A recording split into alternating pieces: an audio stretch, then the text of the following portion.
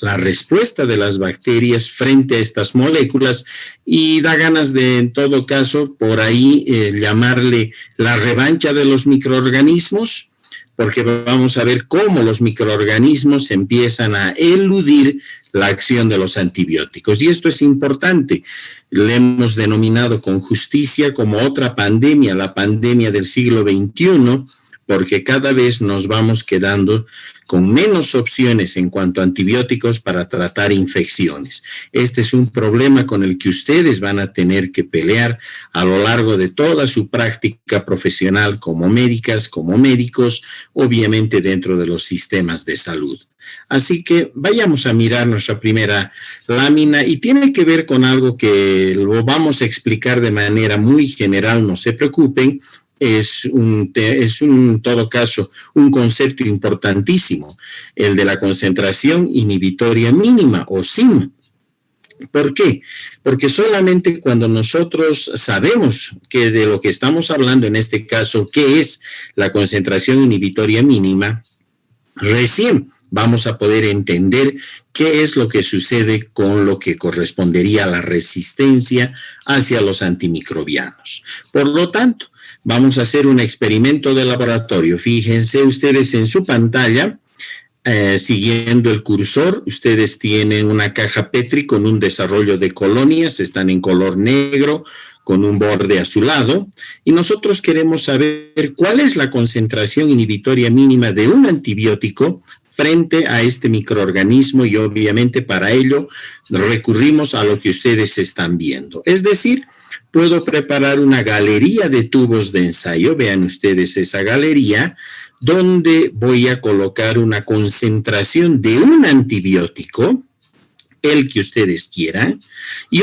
obviamente a partir de esta concentración voy a ir por diluciones, haciendo cada vez, en todo caso, concentraciones más pequeñas del antibiótico. Por lo tanto, comienzo por el tubo, el último tubo, el que tiene 4 microgramos por mililitro, es decir, en este tubo de ensayo tenemos 4 microgramos de un antibiótico por mililitro de medio de cultivo, ¿de acuerdo? Cuando yo hago la dilución, en otras palabras, tengo que hacer mi trabajo bajando la concentración, lo que llamamos en laboratorio al duplo, o sea, bajo la mitad de la concentración por la dilución que voy a hacer, ¿de acuerdo? Por lo tanto, hago la dilución y ahora ya no tengo en el segundo tubo, el que tienen ustedes ahí, ya no tengo 4 microgramos de antibiótico por mililitro de medio de cultivo, como con la dilución bajo a la mitad, por lo tanto, ahora ya tengo en este tubo 2 microgramos del antibiótico por mililitro del medio de cultivo. Y luego vuelvo a hacer otra dilución bajando a la mitad y por lo tanto ya no es 2, sino tengo 1 microgramo por mililitro del antibiótico y obviamente hago mi última dilución. Fíjense en el tubo de arriba donde también bajo a la mitad y por lo tanto tengo 0.5 microgramos del antibiótico por mililitro del medio de cultivo. Ya está mi batería, ¿de acuerdo? Puedo hacer con muchos más tubos, puedo bajar desde concentraciones más altas, puedo bajar a concentraciones más bajas, todo dependerá de la bacteria con la que estoy trabajando, del antibiótico que estoy probando y obviamente dónde se encuentran normalmente las concentraciones inhibitorias mínimas. ¿Listo? Pero bueno, ahora tengo que preparar una suspensión. Vuelvo a mi caja Petri, ahí está. Y acá tengo debajo un tubo donde voy a hacer una suspensión del microorganismo. Para ello tomo mi asa bacteriológica, voy a tomar unas cuantas colonias y ya tengo mi suspensión. Y ahora con una micropipeta voy a empezar a sembrar una cantidad de la suspensión en cada uno de los tubos de ensayo. Esto ya se ha verificado, por lo tanto, lo que me corresponde hacer ahora es llevar a incubar mi galería de tubos por 24 horas a 35 grados centígrados. Cuando pasan las 24 horas y saco los tubos de ensayo de mi estufa de incubación, por ahí me encuentro con el siguiente panorama. Fíjense, el tubito que tiene 0.5 microgramos por mililitro me muestra que está turbio, tal cual la suspensión de la cual partí. En cambio, fíjense el tubito de 1 microgramo, de 2 microgramos y de 4 microgramos, están límpidos, como si no hubiese sembrado microorganismo alguno. ¿Qué ha sucedido en este tubito que tenía la concentración de 0.5 microgramos del antibiótico y obviamente donde yo estoy viendo que ha habido un desarrollo bacteriano? Precisamente eso, ¿verdad? Si yo miro microscópicamente lo que ha pasado en el tubo, allá ustedes están viendo, ha habido un desarrollo de las bacterias, pese a que teníamos 0.5 microgramos de antibiótico en este tubito por mililitro de medio de cultivo. Por lo tanto, solo tengo que fijarme quién es o cuál es el tubo inmediatamente superior al que todavía tengo desarrollo bacteriano y a partir del cual, fíjense, ya no hay más desarrollo bacteriano. Por lo tanto, este es el tubo, fíjense, a partir del cual todos los demás están limpios. Por lo tanto, este tubo, el que tiene 1 microgramo del antibiótico por mililitro de medio de cultivo donde es sembrado a los microorganismos, esto para mí representa la concentración inhibitoria mínima. En otras palabras, solo estoy diciendo que es la concentración más pequeña de antibiótico con la cual o a partir de la cual yo observo a simple mirada, no estoy haciendo uso de ningún equipo de laboratorio, a simple ojo desnudo, estamos mirando que a partir de este tubo, vean ustedes, todos los demás tubos obviamente están limpios sin desarrollo bacteriano. ¿De acuerdo? Una vez más, la concentración más pequeña del antibiótico, fíjense, en este caso es igual a 1 microgramo, a partir de la cual todos los tubos no tienen ya desarrollo bacteriano. ¿Listo? La inmediata inferior, 0.5, sí tiene desarrollo, fíjense, está turbio como el tubo en el cual preparé la suspensión, ¿verdad? Por lo tanto, esta es mi concentración inhibitoria mínima. 1 microgramo por mililitro en cuanto a esta droga versus esta bacteria con la que estoy trabajando. Ahora bien, dése cuenta de un fenómeno y es de que las concentraciones inhibitorias no son fijas, ¿verdad? No son estáticas. No siempre para esta bacteria y esta droga o este antibiótico la concentración va a ser 1 microgramo por mililitro, sino que en la medida que uso más y más los antibióticos y a lo mejor los uso de mala manera, de manera equivocada, lo que voy a hacer y lo que voy a lograr es en el tiempo cada vez ir encontrando más mutantes de esta bacteria que ya tienen algún mecanismo de resistencia. Y si repito mi experimento, a lo mejor dentro de 2 años ya no va a ser 1 microgramo por mililitro la concentración inhibitoria, sino que ya va a estar en 2 microgramos o va a estar en 4 microgramos. Y si la volvemos a repetir dentro de 6 años o de 8 años, a lo mejor ya va a estar en 32 microgramos o en 64 microgramos. ¿De acuerdo? Se darán cuenta que en la medida que aumenta la concentración inhibitoria, pues obviamente me estoy yendo hacia la resistencia. ¿De acuerdo? En otras palabras, la concentración inhibitoria también le podemos llamar puntos de corte o también le llamamos breakpoint a partir de su acepción en la lengua inglesa. Así que ustedes van a encontrar esto en los libros, en las revistas médicas, a propósito de artículos de resistencia a los antibióticos y les van a decir el punto de corte para esta bacteria y esta droga era igual a 1 microgramo por mililitro. O el breakpoint para este antibiótico versus esta bacteria era de 1 microgramo por mililitro. ¿De acuerdo? Esa es la concentración inhibitoria mínima, fundamental. Sin embargo, puede darse otro fenómeno, y en este caso es de que si bien con 1 microgramo tengo la concentración inhibitoria, pero a mí no me consta que acá casi todos los microorganismos hayan muerto, ¿verdad? A lo mejor en este tubo todavía han quedado algunas bacterias viables. En ese entendido, entonces, lo que voy a hacer es otro experimento de laboratorio donde, fíjense, a partir de este tubo voy a salir a una caja Petri donde ya no hay antibiótico. Es el medio de cultivo y nada más. Y voy a trabajar con cada uno de los tubos en los cuales aparentemente no ha habido desarrollo bacteriano. Por lo tanto, otra vez voy a tomar mi asa bacteriológica, tomo una cantidad y siembro en su caja Petri. Tomo otra asa bacteriológica del otro tubo, tomo una alícuota y siembro en la caja Petri. Y finalmente, del tercer tubo, tomo también mi asa bacteriológica con una alícuota y voy a sembrar en su cajita Petri, ¿de acuerdo? Una vez más, vean ustedes, estoy sembrando a partir de los tubos donde aparentemente no había ningún desarrollo bacteriano y ahora estoy sembrando en cajitas Petri con un medio de cultivo sin antibiótico, ¿de acuerdo? Acá ya no hay antibiótico. Lo que voy a hacer es otra vez someter por otras 24 horas a incubar a 35 grados centígrados y cuando saque las cajitas Petri de mi estufa de incubación, a lo mejor voy a observar esto. Fíjense, en esta cajita hay desarrollo de 2 colonias que si las comparo con las colonias de la caja inicial son exactamente las mismas, o sea, no son contaminantes, no es que ha pasado algún problema mientras hacía el trabajo de laboratorio, son exactamente las mismas. ¿Qué significa eso entonces? Miren, pese a que la concentración inhibitoria mínima era de 1 microgramo, resulta que cuando yo tomo una cantidad y siembro en la cajita Petri, es probable que todavía me encuentre algunas bacterias viables. Ahora fíjense, del tubito que salí con 2 microgramos a su caja Petri no hay colonia alguna, menos con 4 microgramos, ¿verdad?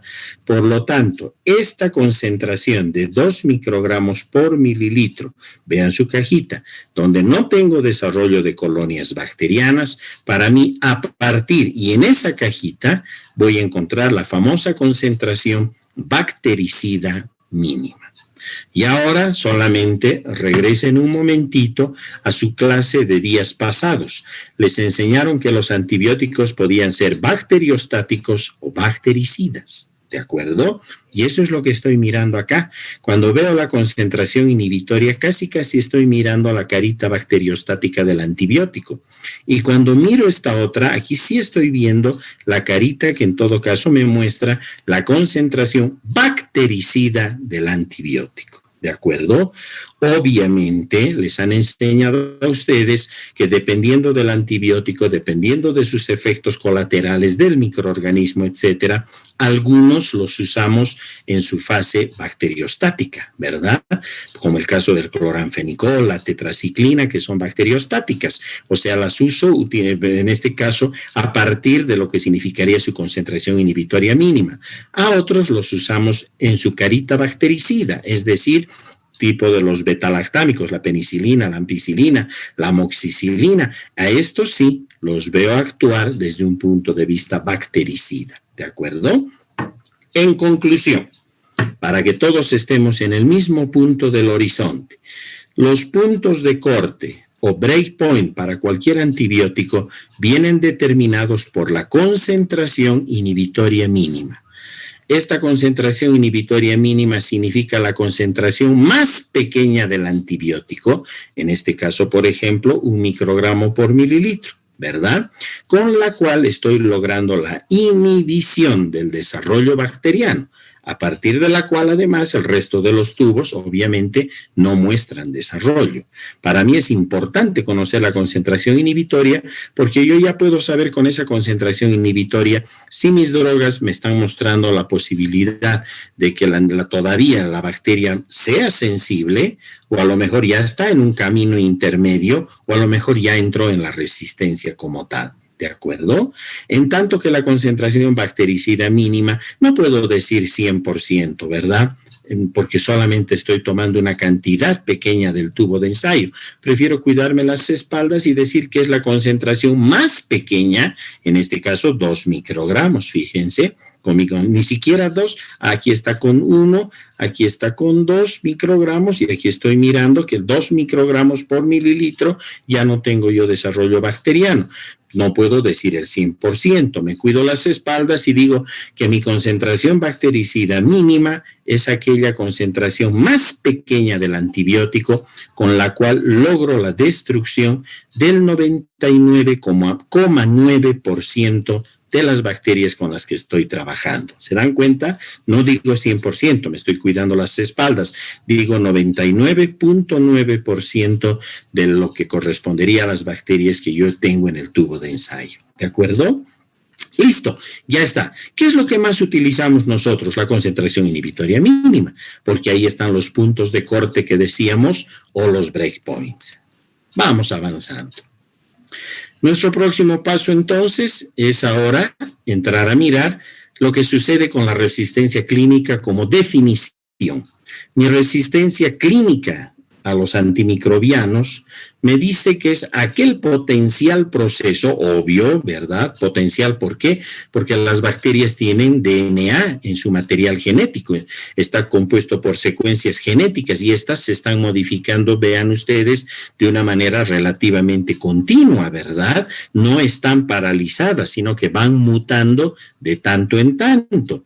Y obviamente esas mutaciones son terriblemente importantes. Imagínense ustedes, en este momento estamos atravesando un problema grande con la potencial nueva ola que se está dando a consecuencia del SARS-CoV-2. Es un virus y sin embargo también está mutando, ¿verdad? ¿Cómo no van a mutar las bacterias entonces? Por lo tanto, me está diciendo que es ese potencial proceso por el cual las bacterias no se van a inhibir o no se van a destruir, o sea, no va a haber el efecto bacteriostático o no va a haber el efecto bactericida. Cada vez que interactúan con los antimicrobianos, lo que obviamente predice que se vaya a producir una falla terapéutica en el paciente. Usamos una determinada droga, un antibiótico, esperamos el éxito terapéutico y resulta que no hay este éxito, fracasamos al usar ese antibiótico, o sea, hay una respuesta intermedia o hay una respuesta de resistencia cuando nosotros evidenciamos esto y obviamente queremos darle una categoría a lo que está pasando. Desde ya, a partir de la dosificación del antibiótico y además después de que se ha concentrado fisiológicamente en el organismo.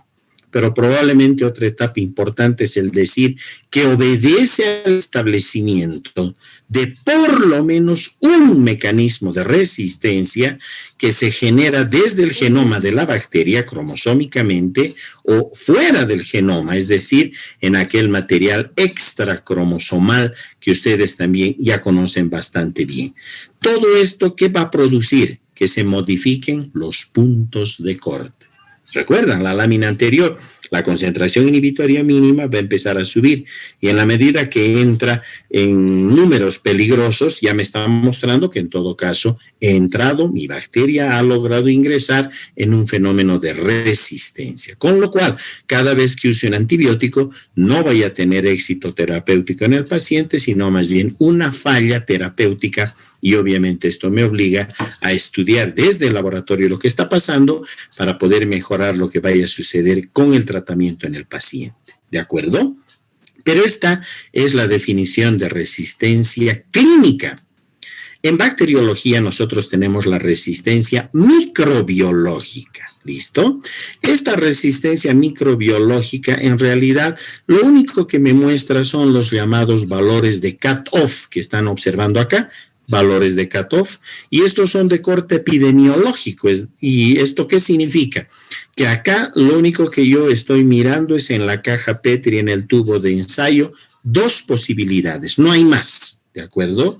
O es una cepa salvaje, wild type, que es una cepa en la cual no existe ni un solo mecanismo de resistencia, por lo tanto debería responder al antibiótico. O la otra cara de la moneda, ¿verdad? Es una cepa non-wild type, es decir, no es salvaje, por lo tanto, ya se ha producido por lo menos un mecanismo de resistencia. Me detengo aquí, por lo tanto, estos comportamientos los estudiamos en el laboratorio. Para nosotros significan los valores de cut-off epidemiológicos, ahí los tienen en paréntesis, ustedes van a tener que leer mucho de esto, no necesariamente ahora, sino en el ciclo clínico, porque les van a preguntar cuáles pueden ser los valores de cut-off epidemiológico de esta droga versus esta bacteria. Son los llamados ECOF, son los llamados SBs o DCEs, Es lo mismo, valores de cutoff epidemiológicos, ¿de acuerdo? Estos valores, una vez más, solo tienen importancia desde el punto de vista laboratorial, no tienen valor clínicamente hablando, porque aquí lo único que yo puedo decir desde el laboratorio, esta bacteria no tiene todavía ningún mecanismo de resistencia. Lo más probable es de que el tratamiento vaya a funcionar, pero eso no significa que evidentemente esto suceda.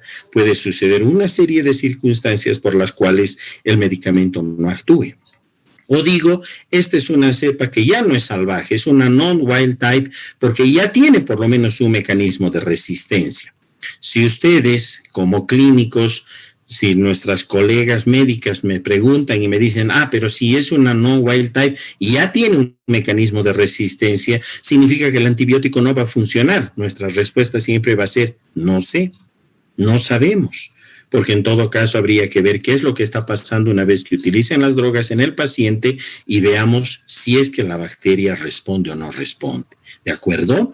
O sea, no tienen valor clínico, me ayudan a detectar la aparición de cepas resistentes y a veces cuando no tengo puntos de corte, recuerdan, concentraciones inhibitorias mínimas, puedo decirle al médico tratante si la cepa todavía es salvaje, es decir, es una cepa que no tiene ningún mecanismo de resistencia o a lo mejor ya tiene algún mecanismo y es una non-wild type. Aprovechamos esta lámina para lo siguiente. Mucho cuidado, doctoras y doctores, porque ustedes van a escuchar en la población que no tiene nada que ver con el área de la salud y lo más horroroso, aún con profesionales del área de la salud que a veces dicen, pero ¿cómo es posible que este paciente tenga resistencia, por ejemplo, a la amoxicilina si nunca le hemos dado amoxicilina al paciente? Ese es un no solo error, ¿verdad? Es un horror de concepción. ¿Por qué? Porque no es el paciente el resistente, no se hace resistente el paciente. Quien se hace resistente es la bacteria que le está provocando la infección y que obviamente pudiera hasta matar a nuestro paciente. Por lo tanto, la resistencia es un fenómeno bacteriano, microbiano, no tiene nada que ver el paciente, ¿de acuerdo? O sea que mucho cuidado porque esto va a salir hasta en los exámenes, porque muchos problemas tenemos con esto. La gente nos dicen, o los mismos colegas, pero si este paciente nunca ha recibido esta droga, ¿por qué va a ser resistente? No, el paciente no es resistente. Son las bacterias que le están provocando la infección las que van a mostrar la resistencia. Y ahora sí, ¿cómo se origina esta resistencia? Hemos dicho que pueden producirse problemas a nivel genómico, a nivel cromosomal, ¿verdad? Y en ese caso hay mutaciones para el sitio de acción. Hay una mutación en las secuencias genéticas que modifican aquellos blancos sobre los cuales trabajan los antibióticos. Por ejemplo, ustedes han estudiado ya antibióticos que trabajan sobre el ribosoma bacteriano, la subunidad 50S o la 30S. Si es que una de estas se modifica, los antibióticos que deberían actuar allí, pues obviamente ya no van a tener acción. O hay cambios en la regulación genética, puede haber un fenómeno de hiperproducción, como vamos a mirar, de alguna enzima que hace que la resistencia se instale, o optimización de algunos mecanismos que tienen las bacterias y que si optimizan esos mecanismos, ahora sí la resistencia es muchísimo más importante. Y a nivel extracromosomal, sabemos que lo más importante está comandado por plásmidos.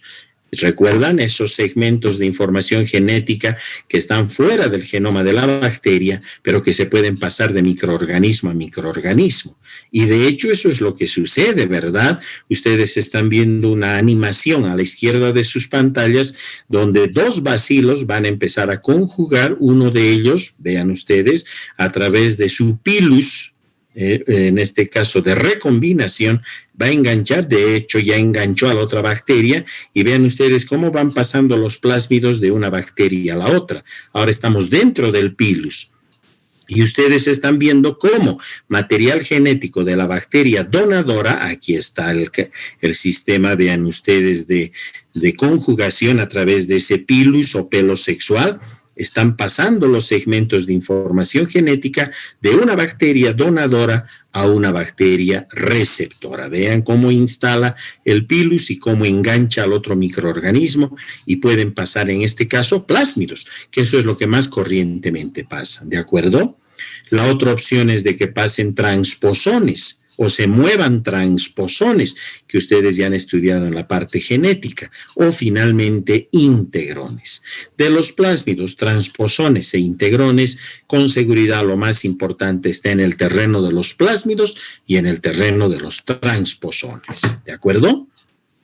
Comenzaremos con los mecanismos en una rápida mirada. El primer mecanismo es no dejarle entrar al antibiótico al interior de la bacteria. La bacteria se protege. ¿Cómo? Con un fenómeno de impermeabilidad. Modifica sus porinas y, por ejemplo, hace la resistencia a los betalactámicos. ¿Cómo lo hace? Mejor es una lámina, ¿verdad?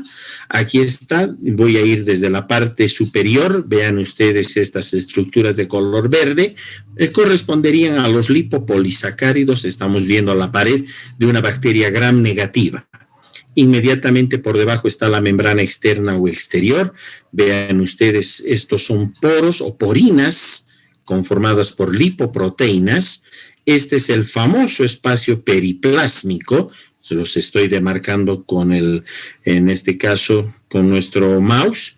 Y luego tienen acá al peptidoglicano, que también es importantísimo, la membrana citoplasmática y por debajo ya el citoplasma de la bacteria.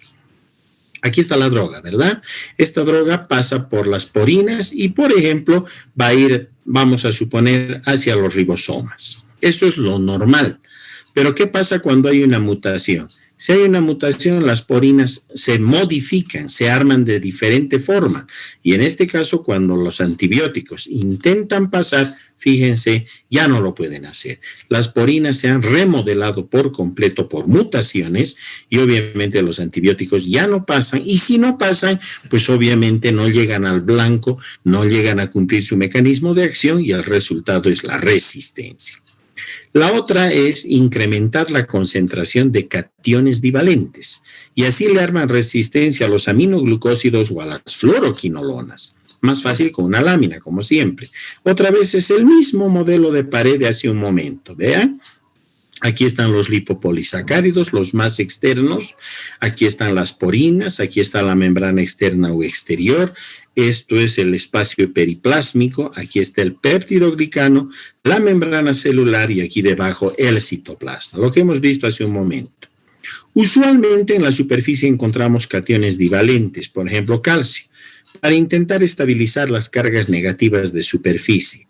¿Qué sucede cuando hay mutaciones a nivel del genoma de la bacteria que hace que las superficies se modifiquen, se vuelven más electronegativas? En ese caso, empiezan también a interactuar con más cationes divalentes, fíjense ustedes, los cuales casi arman una especie de escudo de cargas positivas.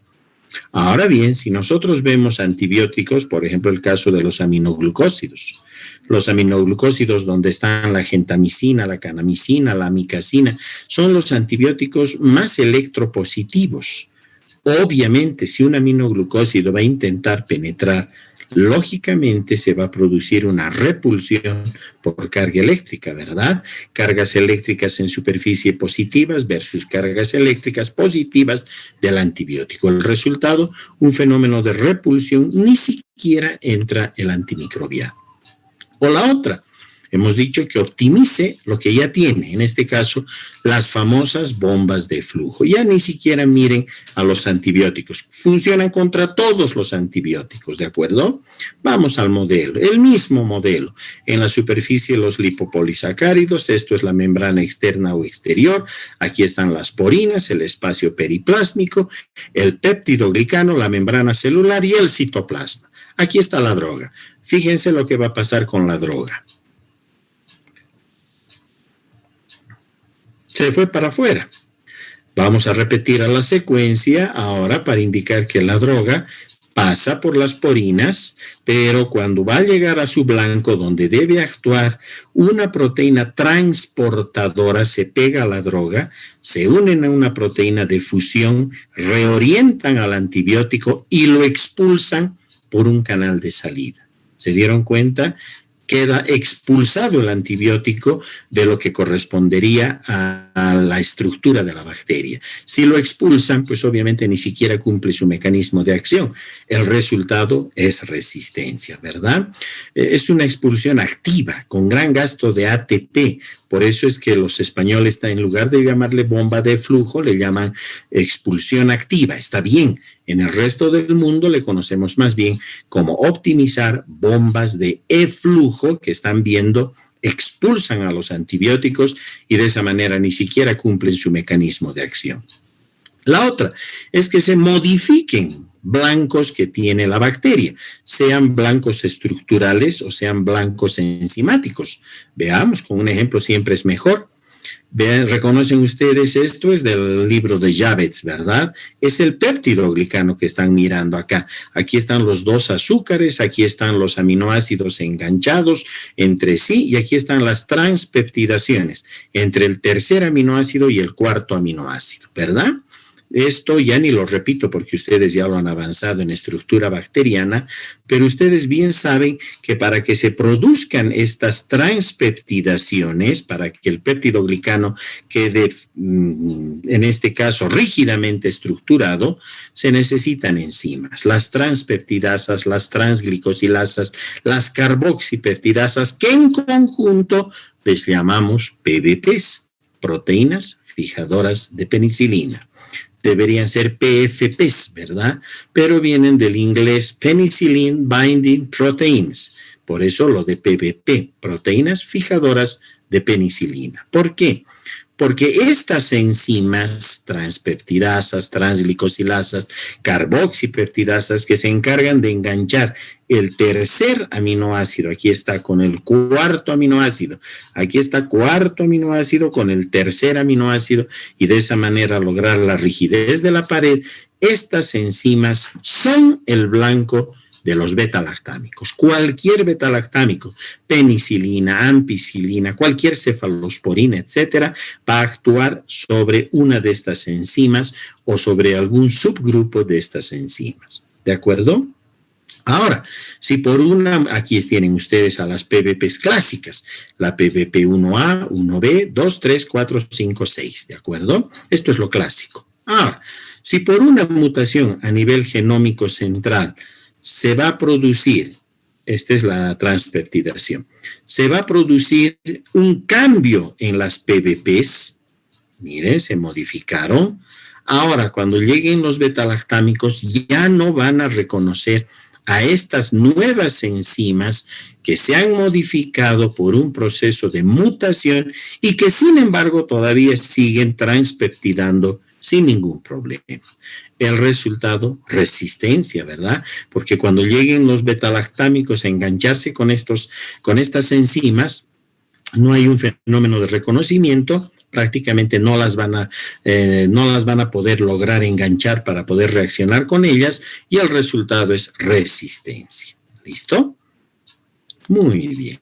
Lo mismo nos pasa con algunas enzimas. El caso, por ejemplo, cuando trabajamos con la dihidrofolato reductasa, que es una enzima que logra mediar el paso entre el ácido dihidrofólico y el ácido tetrahidrofólico cuando estamos yendo con las bacterias desde el ácido paraminobenzoico hasta los famosos folatos. Nosotros también vamos por esa ruta, pero utilizamos enzimas diferentes. Por eso es que las sulfas no tienen acción contra nosotros, ni tampoco las moléculas del tipo de la trimetoprima. En este caso, entonces, fíjense, desde el ácido paraminobenzoico viene todo un camino metabólico que para pasar del ácido dihidrofólico al tetrahidrofólico necesita una enzima que es la dihidrofolato reductasa. ¿Listo? De hecho, esta enzima es el blanco de la trimetoprima. Recuerden ustedes que la trimetoprima se la consigue enganchada a una sulfa, que es el cotrimoxazol. Concretamente es el sulfametoxazol. Y junto con el sulfametoxazol forman el cotrimoxazol, que ustedes le conocen corrientemente como Bactrim, el famoso Bactrim, que es una marca nada más. En el fondo la molécula es el cotrimoxazol, que es la unión del sulfametoxazol, una sulfa, más la trimetoprima. ¿Qué pasa entonces cuando hay una modificación de la enzima? La dihidrofolato reductasa se modifica y aún así sigue cumpliendo su labor. Cuando viene la trimetoprima y tiene que producirse el fenómeno de inhibición competitiva, no se produce el reconocimiento y obviamente ya no hay acción sobre la enzima, por lo tanto la bacteria continúa su marcha metabólica sin problemas. El resultado, resistencia. Pero hay casos en los cuales no modifica la enzima, sigue siendo la misma dihidrofolato reductasa, es la normal, pero en este caso las bacterias las hiperproducen. ¿De acuerdo? Acá están viendo ustedes lo que pudiéramos ver como los sitios. Vean ustedes, sobre estos sitios actuaría la trimetoprima, se pegaría en lo que corresponde a las enzimas. Si estas son las enzimas, la dihidrofolato reductasa normal, estos serían los sitios sobre los cuales debería producirse la acción con la trimetoprima y de ahí en adelante darse el fenómeno farmacológico, ¿verdad? Pero hemos dicho que acá la bacteria hiperproduce. Fíjense, aumenta y todavía más. Por lo tanto, fíjense, quedan muchos más sitios, fíjense, donde ya la trimetoprima no está llegando. Por lo tanto, si bien la trimetoprima bloquea estos puntos y puede, en este caso, actuar sobre la enzima, pero fíjense que quedan muchos blancos todavía de la enzima que ha sido hiperproducida y, por lo tanto, el fenómeno resultante es la resistencia. La otra opción es que se modifiquen algunos componentes interesantes. El caso, por ejemplo, de la proteína S12 ribosomal. Para ello solo les voy a recordar que en la subunidad pequeña, la 30S, ¿no es cierto?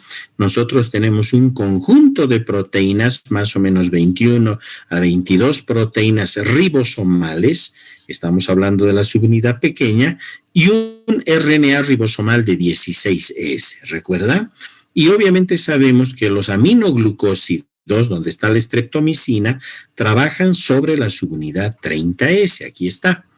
En el caso de la streptomicina, trabaja sobre la proteína S12 a nivel de la subunidad 30S del ribosoma, ¿de acuerdo? Ese es el blanco sobre el que va a trabajar la streptomicina. Lamentablemente, este blanco, esta proteína S12 ribosomal, que aquí la están observando, en otras palabras, como un componente más de la subunidad 30S, lamentablemente les decía, es una proteína que se modifica muy rápidamente, muy rápidamente. Por lo tanto, se establece también muy rápido la resistencia a la streptomicina. Esa es la razón, doctores, por qué la streptomicina está guardada en Bolivia para el Programa Nacional de Tuberculosis, por cuanto ustedes van a revisar todavía que se puede utilizar, si es que no lo han hecho ya, que se puede utilizar algunas drogas contra la tuberculosis. Una de ellas, la streptomicina.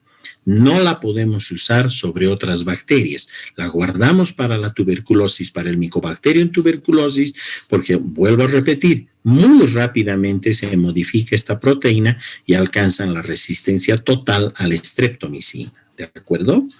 La otra es que modifiquen enzimas como la ADN-girasa o la topoisomerasa 4. Si ustedes observan lo que pasa con el material genético, recuerden la clase de genética bacteriana, de replicación, etcétera, lógicamente lo único que va a suceder es que trabajen dos enzimas. Aquí está de color celeste, la DNA-girasa, como también puede trabajar otra enzima, la topoisomerasa 4, que se encargan de colaborar en los procesos de división bacteriana. Y no solo eso, sino también de lograr el superenrollamiento del DNA.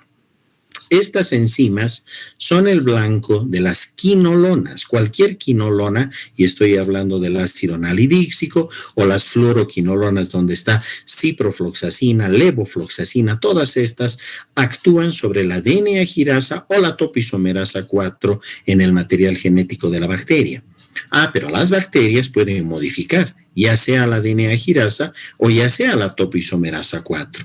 Y si las modifican, automáticamente aparece o salta la resistencia a las quinolonas. ¿De acuerdo? El resultado, obviamente, dramático. O también pueden incorporar cosas nuevas en la composición de su estructura bacteriana. Por ejemplo, recuerdan hace un momentito decíamos que había la PBP1A y 1B. y después 2, 3, 4, 5, 6. Ahora resulta que algunas bacterias, caso de los estafilococos, incorporan una nueva PBP, la 2A, que han visto que no estaba entre las PBPs corrientes.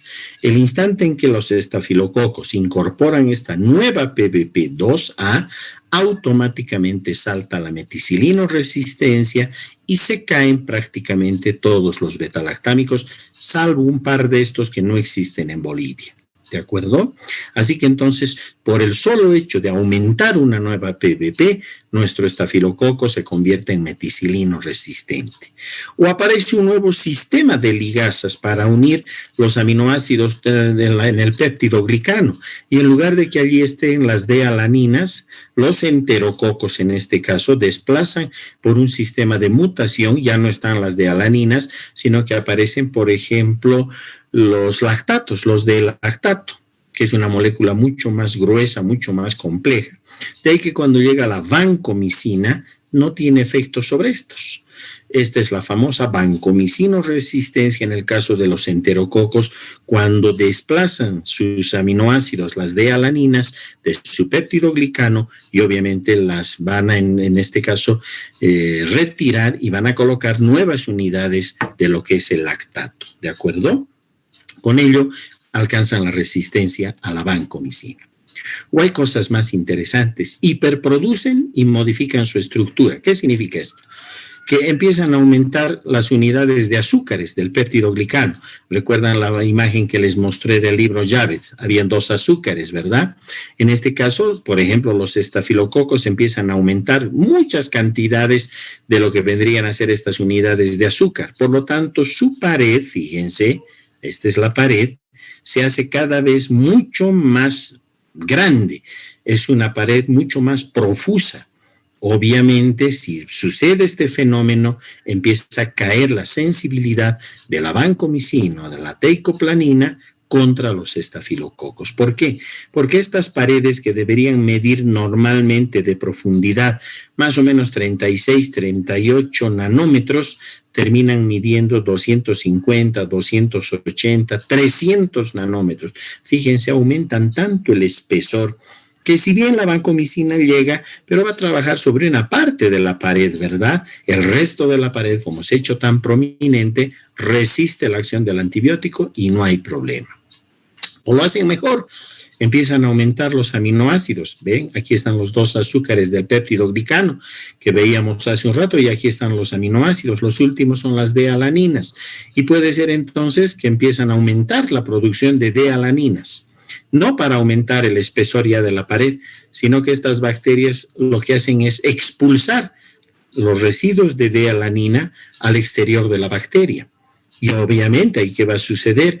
Que cuando llegan los glicopéptidos, o sea, vancomicina o teicoplanina, que tienen que engancharse en el extremo de esta molécula, resulta que ahora como se encuentran con las D-alaninas fuera de la bacteria, se enganchan a las D-alaninas y en realidad no lo están haciendo en el microorganismo, sino fuera de la bacteria. ¿Quiénes hacen esto? Los estafilococos. Equivale a lo que hacen los aviones de combate. ¿Recuerdan? Sueltan señuelos de luz y de calor para que el otro avión dispare sus proyectiles y los proyectiles se vayan hacia los señuelos. Lo mismo hace el estafilococo. Suelta señuelos de D-alanina para que los antibióticos del tipo de la vancomicina se peguen fuera de la bacteria a estos aminoácidos y por lo tanto la bacteria queda tranquila, con resistencia, sobreviviendo al ataque de estos antibióticos. ¿Se entendió? Así que esa maravilla de los aviones y sus sistemas de defensa lanzando señuelos, ya les ganaron. Los estafilococos lo hacían antes. ¿Listo? Lo otro es que pueden empezar a metilar de manera bastante agresiva. Esto sucede en el ribosoma bacteriano por una mutación, un proceso de metilación que debería en todo caso proteger lo que vienen a ser los sistemas ribosomales. Acá las bacterias exageran, si vale el término, y por una mutación empiezan a producir fenómenos de hipermetilación. Pegan grupos metilo en los extremos de los productos a nivel de los ribosomas. Y pueden ser inducibles o constitutivos. Sean los unos o los otros, saltan, por ejemplo, estas resistencias conocidas como LSB. ¿Por qué? porque se caen 3 grupos de antibióticos. Vean ustedes, la M para los macrólidos. Recuerden que aquí está eritromicina, claritromicina, acitromicina, por ejemplo. La L para las lincosaminas, donde está la lincomicina y la clindamicina. Y la S para las streptograminas del grupo B, donde está virginomicina, entre otras, que no las tenemos en el país, pero sin embargo nuestras bacterias ya tienen resistencia a estas drogas. Vean, triple resistencia, 3 familias de antibióticos se caen solo por un proceso de metilación.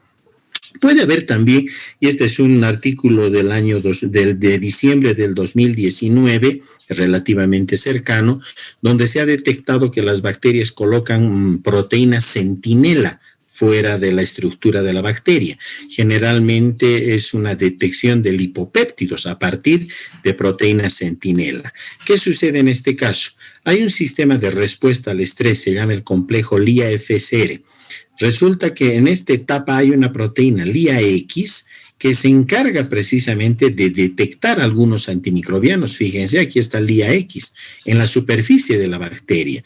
Y cuando se encuentra con esto y de repente llega un antibiótico, el caso de la daptomicina, esta proteína centinela, como si fuese la antena de un automóvil, detecta la señal de ese nuevo antibiótico. Y si es verdad que se trata de este antibiótico, el caso de la daptomicina, inmediatamente mandan la señal al resto de la pared de la bacteria para que se modifique por completo, no solo la pared como pared, sino fundamentalmente la membrana celular. Si se modifica la membrana, se produce, recuerdan, la impermeabilidad. Ya no pasan los antibióticos y por lo tanto la bacteria se hizo resistente a este sistema. La otra es la inactivación enzimática, ya estamos entrando a la recta final.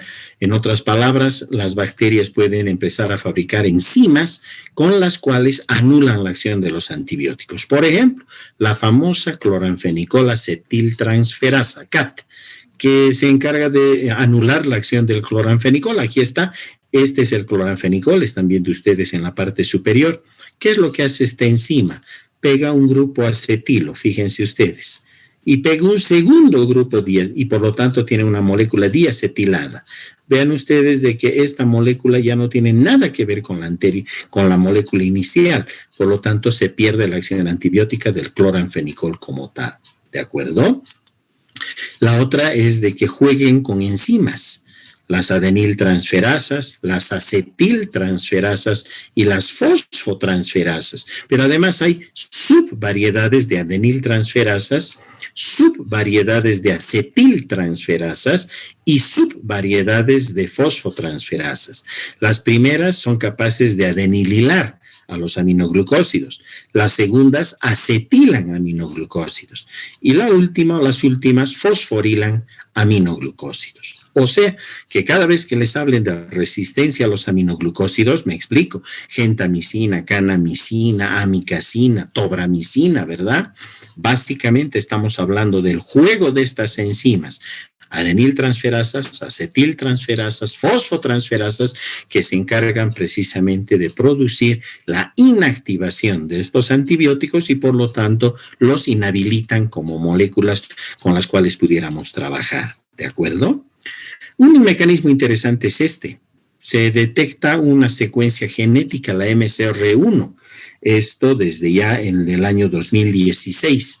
Una enzima que tenía la capacidad de ser una fosfoetanolaminotransferasa, es decir, tiene la capacidad de transferir un grupo fosfoetanolamina hacia lo que vendría a ser el lípido A, es decir, al lipopolisacárido de las bacterias gram negativas.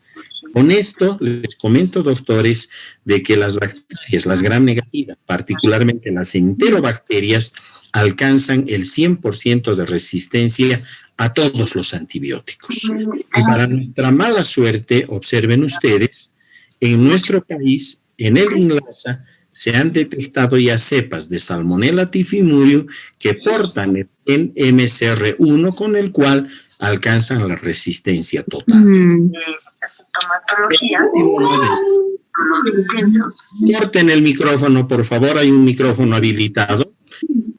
El último mecanismo interesante es el de la inactivación enzimática. ¿Por qué? porque aquí están las famosas beta-lactamasas de las que vamos a hablar en lo que va del miércoles y el viernes. Estas enzimas, vean ustedes, abren los anillos beta-lactámicos y al abrirlos inutilizan a los antibióticos como tales. Pero no me quiero guardar algo que es algo muy interesante, es un trabajo también del año 2016, es un mecanismo de estrategia adaptativa. En este caso no tiene ni siquiera un nombre definitivo, le llamamos como un mecanismo de vesiculización.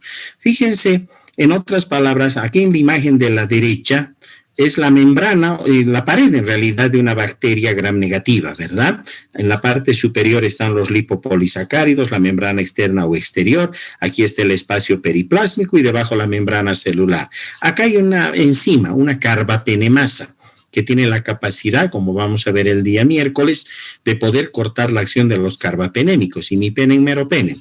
¿Qué hace esta bacteria? Al lado hay otra que no tiene carbapenemasa. Miren lo que así se pasa de buena amiga. Envuelve a la carbapenemasa en un trozo de membrana, de su membrana externa o exterior.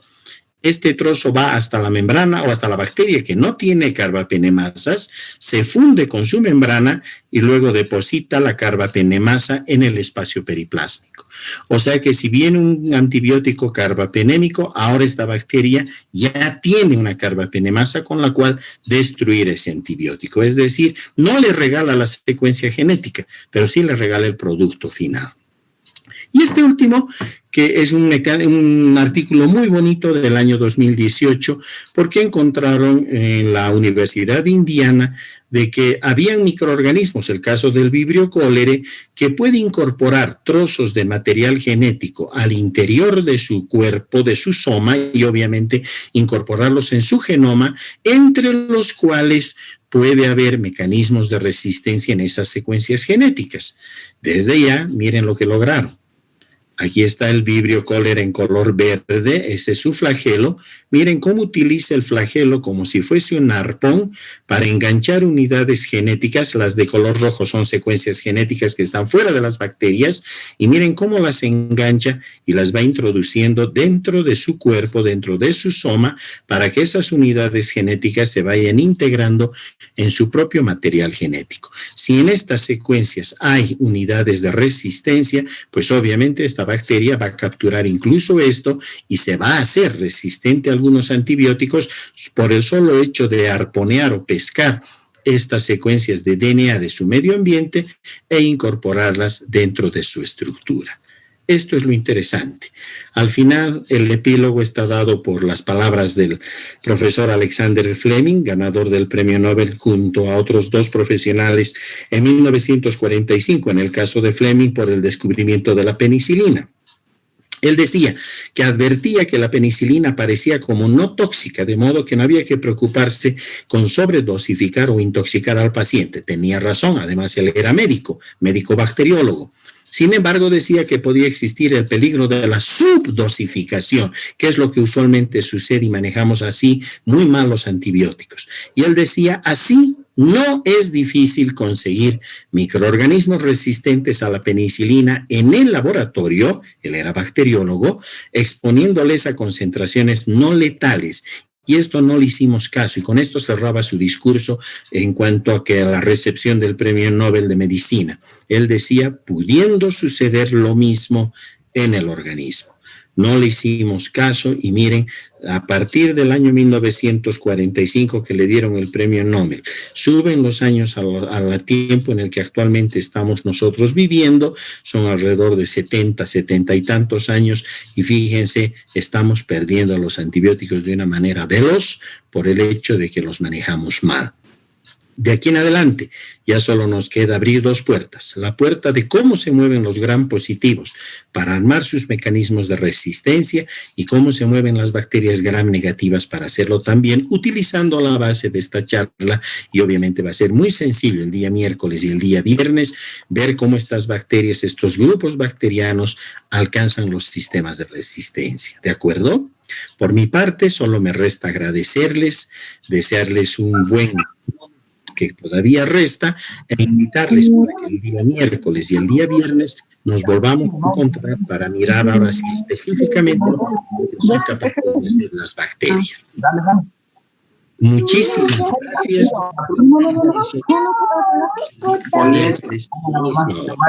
Para el cumpleaños de Polet. Muchas gracias, doctor. Hasta luego. Cumpleaños de Gracias, doctor. Hasta luego. Gracias, doctor. Hasta Muchas luego, gracias, que les doctor. vaya Hasta bien. luego. Hasta luego. Nos vemos el día miércoles. Que le vaya bien. Gracias, doctor. Hasta luego. Hasta luego.